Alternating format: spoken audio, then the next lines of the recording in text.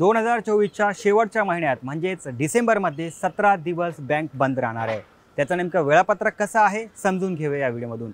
नमस्कार, मी सलमान शेख आणि आपण पाहताय एबीपी माझा। 2024 मधील शेवटचा महिना म्हणजे डिसेंबर। देशभरात राष्ट्रीय आणि प्रादेशिक सुट्ट्यांमुळे बँका बंद राहणार आहे। रविवार, दुसरा आणि चौथा शनिवार, विविध सणांच्या दिवशी असलेल्या सुट्ट्यांच्या दिवशी बँका बंद राहतील। रिझर्व्ह बँक ऑफ इंडियाच्या सुट्ट्यांच्या वेळापत्रकानुसार डिसेंबरमध्ये कोणत्या दिवशी बँक बंद राहतील ते आपण पाहूया।